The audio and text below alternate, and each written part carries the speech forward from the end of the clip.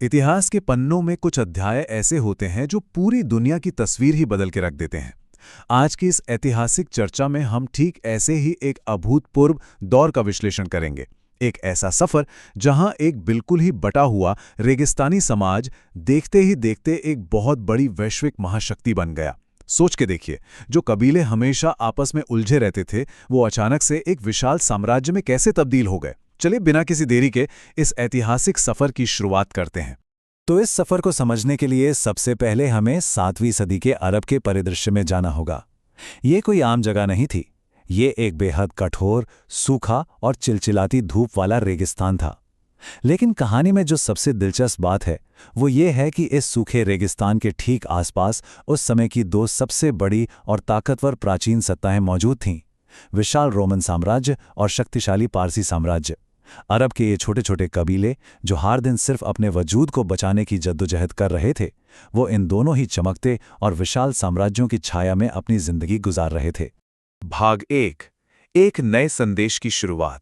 इन तेज और गर्म रेगिस्तानी हवाओं के बीच एक शांत पहाड़ी गुफा से एक बहुत ही अहम बदलाव शुरू होता है। साल था 610 ईस्वी। यही वो वक्त था जब पैगंबर मोहम्मद को एक ऐसा संदेश मिला जिसका सबसे बड़ा मकसद था उन बिखरे हुए और अलग अलग कबीलों को सिर्फ एक विश्वास के धागे में पिरोना। और फिर अगर हम इतिहास की सीधी रेखा पर आगे बढ़ें तो ये सफ़र 622 ईस्वी तक पहुंचता है, जब मदीना में ऐतिहासिक रूप से पहले इस्लामी राज्य का गठन हुआ। चंद लोगों से हजारों तक। जाहिर सी बात है, शुरुआत में केवल मुट्ठी भर लोगों ने ही इस नए पैगाम पर यकीन किया था। लेकिन ये विचार रुका नहीं, बिल्कुल नहीं। इसने एक ऐसी रफ्तार पकड़ी जो किसी ने सोची भी नहीं थी। तेज घुड़सवारों और आपस में गहराई से जुड़े हुए कबीलाई नेटवर्कों में जरिए ये नया संदेश अरब के उन मुश्किल और कठोर रेगिस्तानों में जंगल की आग की तरह बहुत तेजी से फैलने लगा। भाग 2, अरब का एकीकरण। ये बदलाव कितना नाटकीय था, इसे समझने के लिए जरा इस अंतर को देखिए। 610 ईस्वी से पहले का अरब, जहां सदियों से कबीले बस आपस में लड़ ही रहे थे, चारों तरफ युद्ध और कलह। लेकिन 622 ईस्वी के बाद की तस्वीर बिल्कुल पलट गई। वही कबीले जो कल तक एक दूसरे के खून के प्यासे थे, अब एक ही झंडे के नीचे कंधे से कंधा मिलाकर खड़े थे। पहले इस्लामी राज्य के बनने के साथ ही एक ऐसी अभूतपूर्व शांति आई जिसकी किसी ने कभी कल्पना भी नहीं की थी।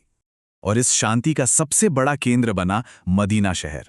622 ईस्वी में मदीना ने जिस तेजी से तरक्की की वो वाकई हैरान करने वाली है। लोग अब तलवारें नहीं चला रहे थे, बल्कि वो एक साथ मिलकर नए बाजार सजा रहे थे, बस्तियां बसा रहे थे।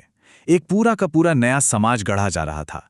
एक ही बैनर के नीचे लोग एक साझे मकसद के साथ काम कर रहे थे। और यही वो चीज थी जिसने इस नए एकजुट राज्य की एक बेहद मजबूत नींव तैयार की। भाग 3, तेज साम्राज्यवादी विस्तार।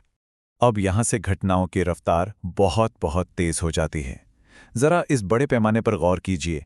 कुछ ही समय पहले तक जो बातचीत सिर्फ छोटे छोटे रेगिस्तानी इलाकों के इर्द गिर्द हो रही थी, अब वो बातचीत विशाल और तेजी से फैलती हुई सीमाओं में बदल चुकी थी।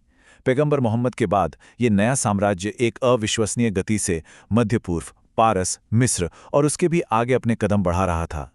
ये विस्तार सच में अकल्पनीय और बहुत बड़े स्तर का था। उस वक्त दुनिया के नक्शे पर एक बहुत ही दिलचस्प भू राजनीतिक उथल-पुथल मची हुई थी। एक तरफ ये नया उभरता हुआ इस्लामी साम्राज्य था जिसकी सीमाएं और फौजी रणनीतियां हर दिन के साथ मजबूत हो रही थीं, और ठीक इसके उलट सदियों पुरानी सत्ताएं ताश के पत्तों की तरह बिखर रही थीं। ताकतवर फारसी साम्राज्य का वो आलीशान महल वाला सिस्टम पूरी तरह से ढहने लगा था, और उधर विशाल रोमन साम्राज्य के किलों पर इतना भारी दबाव था कि उनके इलाके धीरे धीरे करके उनके हाथों से छिनते जा रहे थे। साम्राज्यों का पतन। यहां समझने वाली सबसे अहम बात यह है कि इस अकल्पनीय रूप से तेज साम्राज्यवादी लहर ने सदियों पुरानी दुनिया की सबसे बड़ी ताकतों को जड़ से हिला के रख दिया। सत्ता का पूरा संतुलन इतनी तेजी से पलटा जिसकी तत्कालीन दुनिया में किसी ने सपने में भी उम्मीद नहीं की थी। भाग 4, स्वर्ण युग।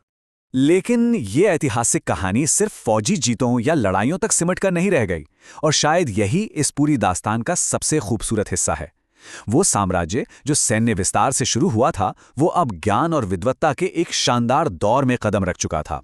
इस्लामी शहर अब उन्नत विज्ञान, बेहतरीन चिकित्सा नवाचार और खगोल विज्ञान के चमकते हुए ग्लोबल सेंटर बन गए थे। बगदाद जैसे शहरों की शानदार वास्तुकला की तर्ज पर बड़े बड़े पुस्तकालय बनाए गए और दुनिया भर के व्यापार नेटवर्क आपस में जुड़ गए। ये विचारों और ज्ञान का एक सच्चा और बेजोड़ स्वर्ण युग था। वो उदय जिसने इतिहास बदल दिया।